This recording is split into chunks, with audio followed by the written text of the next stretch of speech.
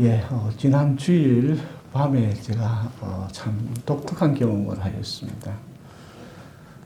지난 주일 밤 9시쯤 되어서 제 휴대폰으로 모르는 전화번호가 하나 이렇게 전화가 왔는데요. 휴대폰으로 왔기 때문에 웬만하면 이제 뭐라 그럴까요? 그 옛날 우리 전화기 폰은 이제 제가 잘 안 받아요. 왜냐하면 주로 뭐 이렇게 그 광고나 상품 전화가 많기 때문에 제가 아는 번호가 아니면은 그런 전화를 안 받는데 휴대폰 번호로 왔길래 이거 누구지 하고 제가 전화를 받았더니 한 목소리는 젊어 보입니다. 젊은 여성분이 목사님 제가 여기 저 교회 비석 옆에 보면 우리 그 예배 광고 안내판이 있어요. 거기에 보면 제 번호가 적혀 있거든요. 그거를 보고 전화를 했다 그러면서 목사님 급하게 이렇게 상담을 했으면 좋겠다. 그런 내용 이야기를 하는 거예요. 그러면서 뭐 이런저런 다른 이야기를 쭉 하는데 좀 가만히 들어보니까 조금 마음이 이상한 거예요. 그래서 죄송합니다만 제가 밤에는 여성분과 상담을 하지 않습니다. 그래서 나중에 낮이 되어서 이렇게 밝을 때 시간 되실 때에 상담을 했으면 좋겠습니다 하니까 지금 당장 하면 안 되겠냐는 거예요. 사정이 아무리 급하고 딱해도 제가 우리 성도들도 밤에는 여성들하고는 상담을 안 합니다 라고 대답을 하고 끝냈어요. 근데 이제 그러고 나서 이제 우리 딸이 이야기하기를 저는 몰랐는데 요즘 목사님들을 상대로 그런 이상한 여성분들이 전화를 해가지고 사회적 무리를 일으키는 일이 종종 있다라는 이야기를 들었습니다. 제가 듣기에도 뭔가 조금 느낌이 이상해가지고 안개도 근개가 되었던 것이죠.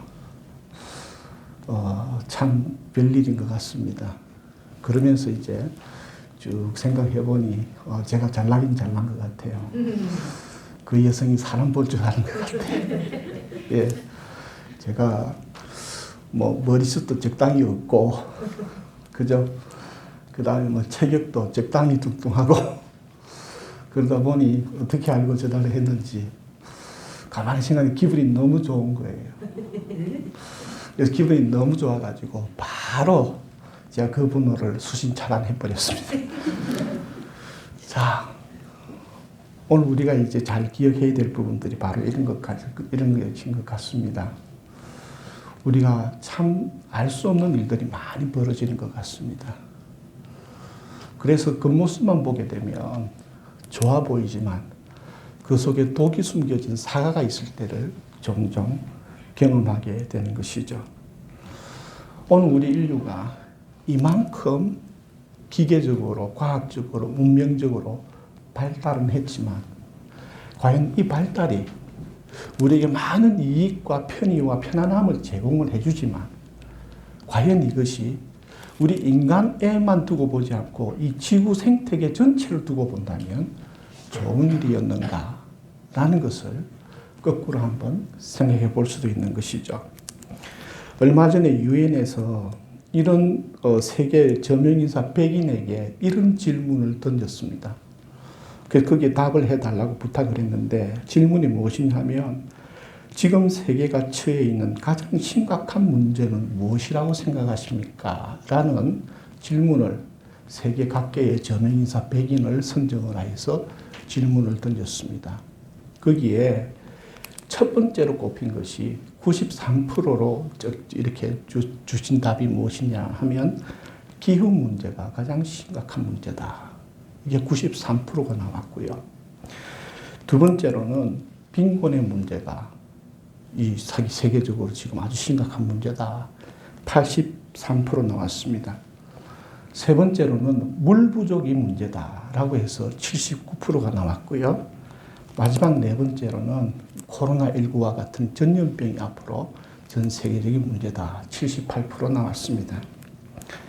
그런가 하면 생태계와 그리고 기후에 대해서 세계 최고 권위를 가지고 있는 데이비드 윌러스 웰즈 박사님은 앞으로 우리가 이 상태로 계속 산업 구조가 이어지게 되고 우리 도시 문명과 인간의 삶의 문명이 이대로 그냥 계속 진행되어진다면 얼마 되지 않아서 지구는 인간과 생명체가 살 수 없는 그러한 공간이 될 것이다 라는 경고를 하였고, 그분이 꼽았던 현상들은 이런 것들이 있습니다. 살인적인 폭염, 빈곤과 굶주림, 해수면 상승, 치솟는 산불, 통제불능의 태풍, 홍수, 가뭄, 그리고 사체가 쌓이는 바다, 마실 수 없는 공기, 질병의 전파, 그리고 시스템 붕괴로 이어진다라고 경고를 했습니다.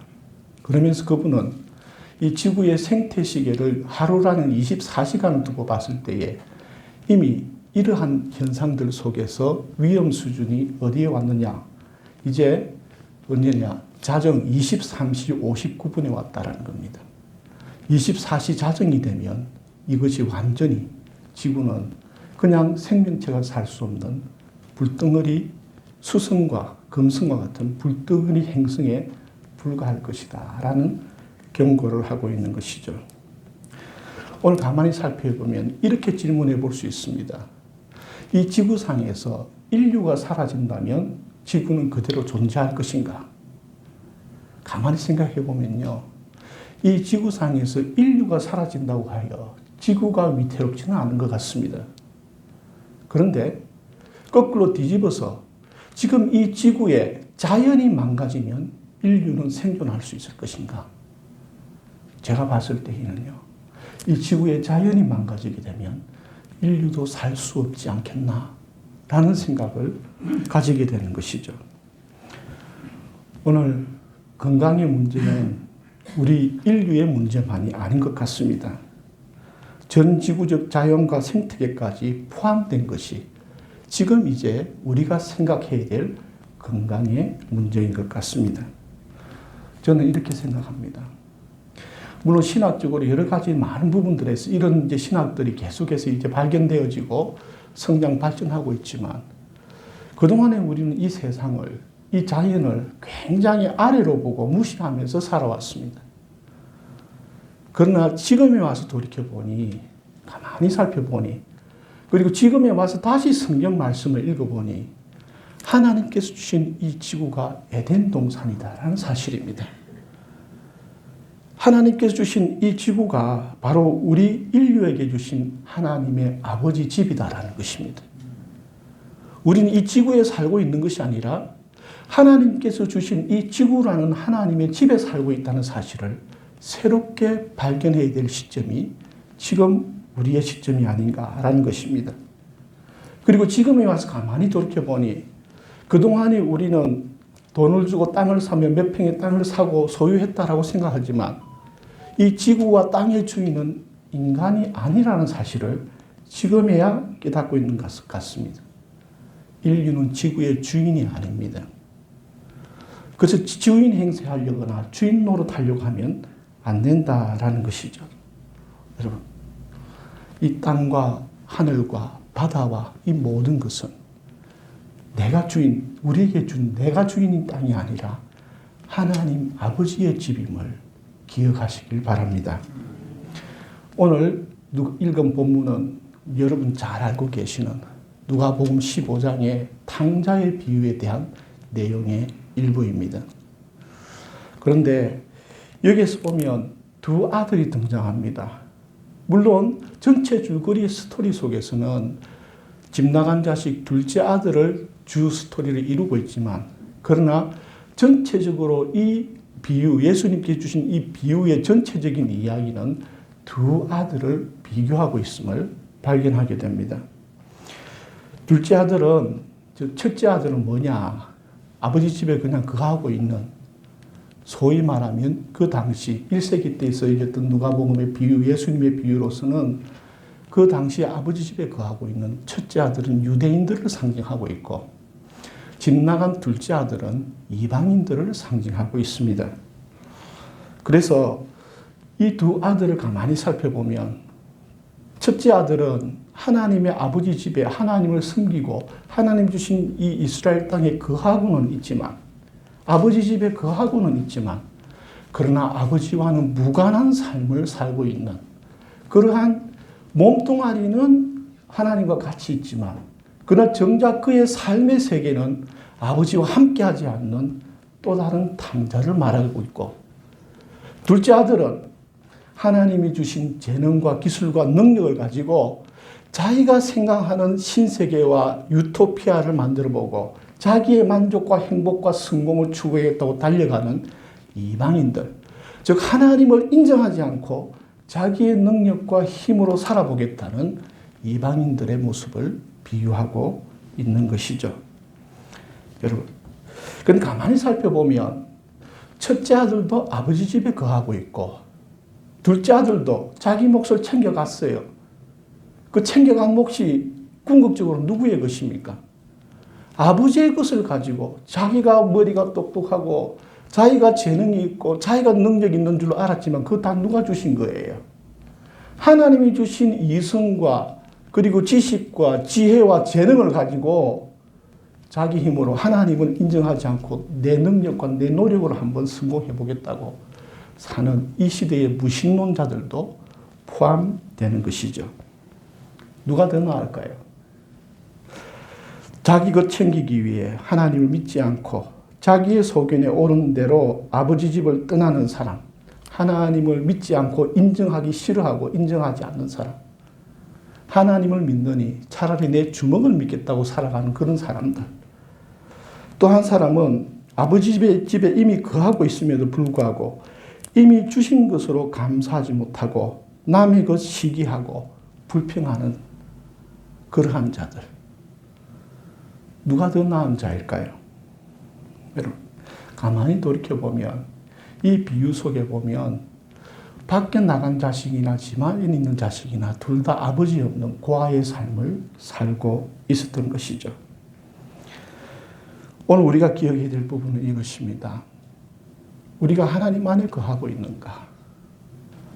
아버지 안에 거하고 있는가? 여러분, 우리는 하나님 안에 거하고 있습니다. 아버지 안에 거하고 있습니다. 물론 이 땅 위에 태풍이 불고 비가 오지 않아서 가뭄이 몰아친다고 치고 여러 가지 삶의 환경들 속에서 우리에게 어려움은 있지만 그러나 그 모든 것도 사실 가만히 살펴보니 하느님께서 자연의 순환 주기로 주어지는 태풍들은 감사한 일이지만 지금 우리가 겪고 있는 것은 우리가 자초한 자연의 재해임을 또 생각해 보게 되는 것이죠.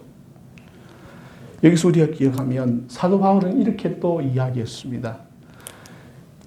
누가복음에서는 두 아들을 비유했다면 사도 바울은 또 이 유대인과 헬라인들, 이방인들을 이렇게 비유합니다. 헬라인들은 지혜를 구하고 유대인들은 표적을 구한다라고 이야기를 합니다. 여러분, 지혜라는 게 뭡니까?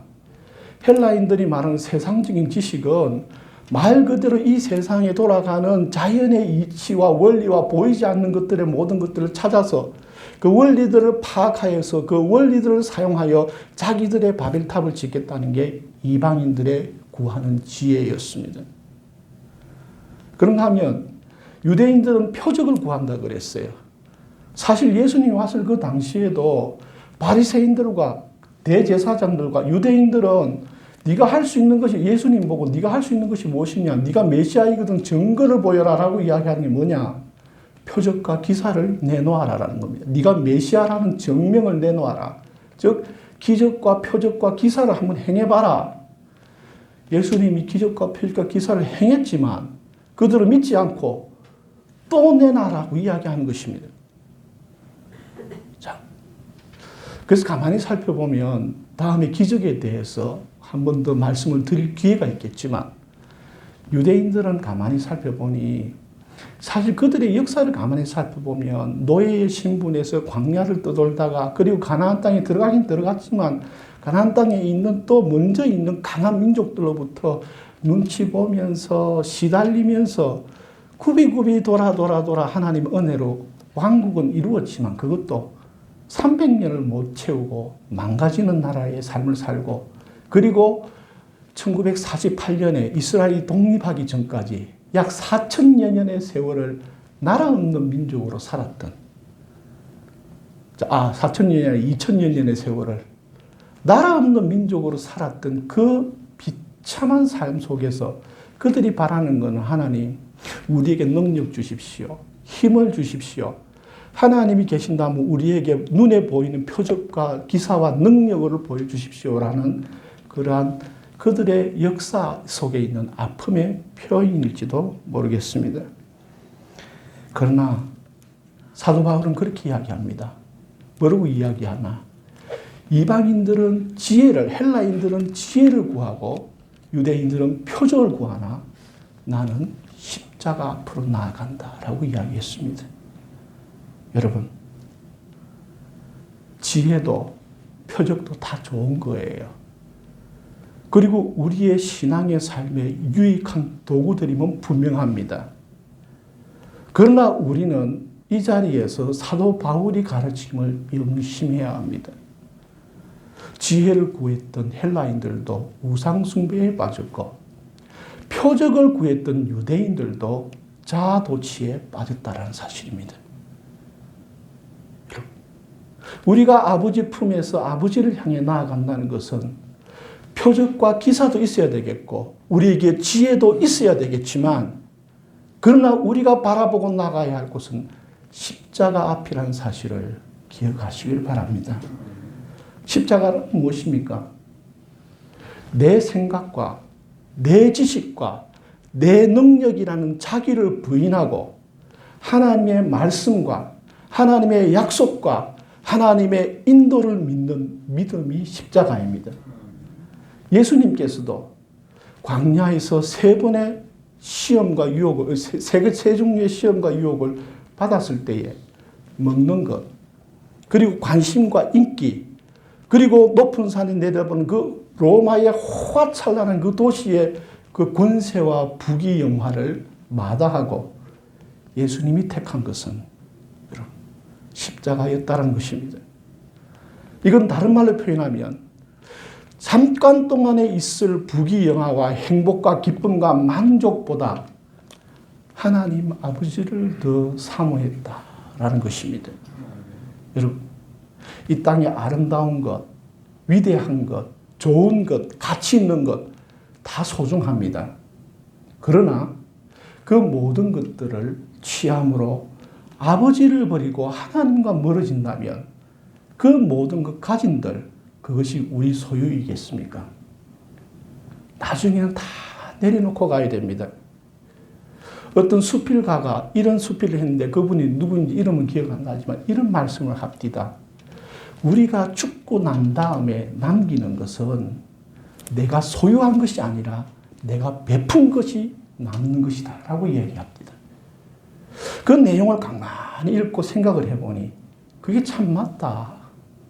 내가 사는 동안에 얼마나 많이 가진 것 그거 죽고 난 다음에 아무 소용없습니다. 그런데 내가 살면서 많은 자들에게 베풀었더니 죽고 난 다음에 그 사람이 위대해지는 것이에요. 우리가 남기는 것은 소유에 있는 것이 아니라 베품과 사랑이 있다는 것을 보게 됩니다. 여러분, 부귀영화가 좋습니다. 권력과 재능과 이 모든 것 좋습니다. 그걸 나쁘다고 말씀드리는 게 절대 아닙니다. 그러나 진짜 앞에 가짜에 속지 않으시길 바랍니다. 십자가가 빠진 부귀영화, 십자가가 빠진 자기 행복, 이 땅에서의 만족과 기쁨 다 순간이고 찰나입니다. 그것을 부정하라는 말씀이 아닙니다. 여러분이 이 땅에 살아가시면서 부자로 사시길 주님의 이름으로 축복합니다. 부자가 되실 것입니다. 그리고 여러분이 사시면서 이 땅 가운데 여러 가지 주님이 주시는 분복과 지복과 행복을 누리시길 바랍니다.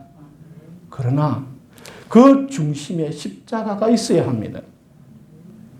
그 십자가는 자기 과시, 자기 자랑, 자기 욕망, 자기 성취, 자기 성공이 아니라 하나님, 아버지를 더 사모하는, 정말 우리가 찬양 부를 때 입으로만 찬양을 부르는 그런 아니라 마음을 담아서 주님 한 분만으로 나는 만족할 수 있는, 주님을 가장 소중히 여기고 아버지의 은혜를 가장 기뻐하고 모든 것이 내게 다 있으나 모든 것이 내게 다 유익한 것이 아닌 것처럼 오직 하나님 아버지를 기억하며 내가 주어진 이 땅의 삶이 80년이든 100년이든 그 삶 속에서 내가 이 세상의 삶은 주님 아버지 집에 거하고 있고 아버지로 말미암아 모든 것이 임하고 왔음을 기뻐하고 하나님을 찬양하고 예배하는 자가 복된 자다라는 것이죠. 여러분, 우리는 욕심을 채우는 자가 아니라 도리를 다하는 자가 되길 바랍니다. 도리를 다하는 자가 되길 바랍니다. 그리스도인으로서 도리를 다하는 자. 즉 하나님께 그리스도인으로서 도리를 다하고 내 이웃들에게 그리스도인으로서 도리를 다하고 이 세상과 이 자연에게 그리스도인으로서 그 그리스도인의 도리를 다하는 예수 그리스도의 도를 따르는 제자가 되길 바랍니다. 성공과 부귀영화를 쫓아가는 자가 아니라 예수 그리스도를 쫓아가는 주님의 제자가 되길 바랍니다. 주님의 제자가 된다고 하여 세상의 모든 것을 버리고 그것과 등한시하고 결별하란 말이 아닙니다. 오히려 주님이 주신 모든 것들, 주님이 주신 작은 것에서부터 큰 것에까지 이 모든 것이 내 소유가 아니라 주님의 소유임을 기뻐하며 주님의 아버지와 함께하기 위하여 주님이 주신 그 모든 것들을 사용할 수 있는 지혜가 있기를 바랍니다. 그래서 저는 요즘 가만히 살펴보면 여러분 혹시 아시는지 모르겠지만 요즘 이제 이렇게 보면서 조지 소로스라는 분이 참 제 눈에 자꾸 들어와요. 이 조지 소로스라는 분이 뭐냐 하면 이 체코에서 유대인계 아버지로부터 태어난 이 분인데 체코 이제 쉽게 말하면 우리가 과거에는 이 그 소련 연방이 있었죠, 그죠? 소비에트 연방이 있었지 않습니까? 그때 공산 시절이고 그 다음에 또 이렇게 그 시절에 이제 체코에서 태어나셨고 그 부모님이 이제 유대인계로 태어났는데 그분이 이제 영국으로 유학을 갔어요. 영국으로 유학을 갔을 때 세계 2차 대전이 터지게 됩니다. 세계 2차 대전이 터지고 난 다음에 이제 여러 해가지고 이제 다시 이제 이분은 공산국가인 체코로 돌아가지 않고 미국으로 건너가게 되지요. 미국에서 무슨 일을 했느냐. 이제 그 당시에는 이제 금융업이 막 태동하는 시기였어요. 금융업이 막 태동하는 시기에 이제 미국에 월가에 들어가서 금융업에 종사하다가 여러분 이분이 가지고 있는 재산이요. 우리나라 1년 예산보다 더 많아요.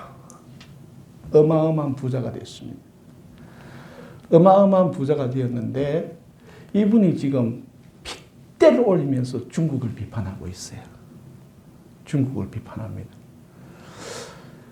사실 저는 조지 소로스라는 분이 이분이 이제 영국에서 이제 박사학위를 받을 때에 무슨 제목으로 박사학위를 받았냐면 열린 사회라는 제목으로 박사학위를 받았어요. 이게 워낙 유명한 게 돼가지고요. 조금 공부하는 사람들은 이 조지 소로스의 논문을 다 읽어요. 그리고 그분이 워낙 이 열린 사회라는 게 뭐냐면 폐쇄된 공산주의를 비판하고 사회는 개방적이 돼야 되고 그리고 모든 사회 시스템도 개방적으로 돼야 되고 인간의 삶도 벽을 쌓는 삶이 아니라 오픈한 문을 닫는 길을 내는 삶을 살아야 된다. 즉 자기의 세계관 안에 갇혀있지 말고 그 담을 허물고 열린 사회로 가야 된다. 민주주의를 찬양하는 논문들이에요. 그런데 지금 소로스가 핏대를 올린 이유는 소로스가 20년 전부터 아이러니하게도 공산주의인 중국 공산주의 중국에다가 자기 자본을 투자를 한 거예요. 자기 자본 투자해가지고 이번에 시진핑이 뭐 온갖 규제하는데 거기에 다 걸린 거예요. 그래서 손해를 엄청나게 본 거예요. 그래서 지금 중국에 대해서 핏대를 오면서 비판을 하는데 곰곰이 생각해 보면 자기가 민주주의를 찬양하고 그렇게 비판하는 공산주의에다가 거기에다가 자기 자본을 투자했다는 게 참 역사적으로 아이러니하다라는 생각을 해보게 됩니다. 그 똑똑한 분이.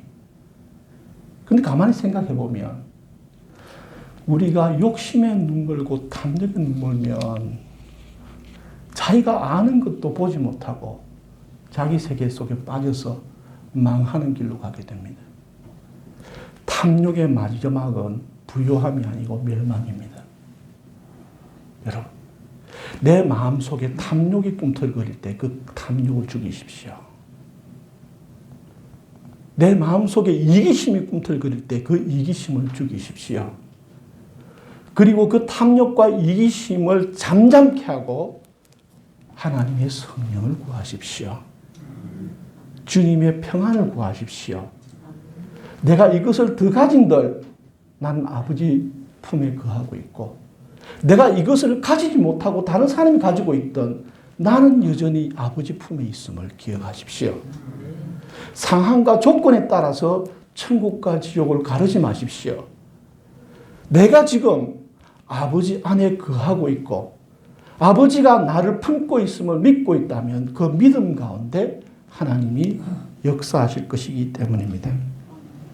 여러분, 삶을 행복하고 재미있게 사는 것도 중요하지만 우리의 삶으로 세상과 다른 사람에게 기여를 하며 자신의 삶을 가치 있게 사는 자가 더 복된 자 아니겠습니까? 유익을 구하는 자가 아니라 유익을 끼치는 자로 살길 바랍니다.